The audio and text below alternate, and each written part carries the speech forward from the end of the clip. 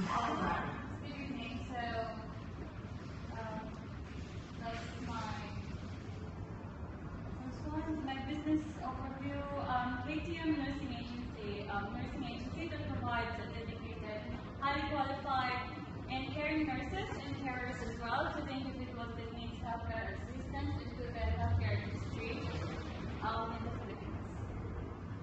So my persona is Lucy Makutak. She's a retired Philippine government employee, 65 years old, with annual income of 16,000 AUD. She got a bachelor's degree, and her goal is to live comfortably and be safe despite her progressive illness. So she had difficulty with regard to physical activities and activities of daily living, technically. So we got challenges like cannot perform her daily tasks.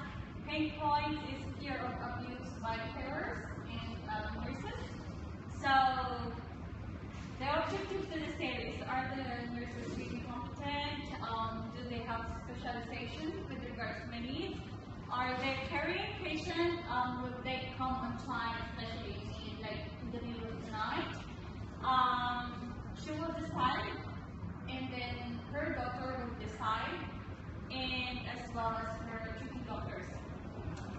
Sources of information, the treating team that doing her like physical management.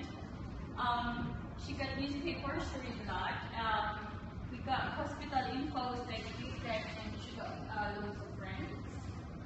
So vision is to provide best nursing care to the individual in need of health assistance into the healthcare industry through our healthcare personnel who have the heart and passion to serve. So we highlight this heart and passion to serve. Mission, so we will provide 24 hours nursing care and services through passionate and caring nurses and carers. So that's my value proposition. So we are partner in your health recovery because we have nurses with healing hands and care quality. So that's the logo that I want to have. So 30-day plan. I've got through my research, I've got 2 competitors right now in the Philippines. So they've got a Nightingale Nursing Services.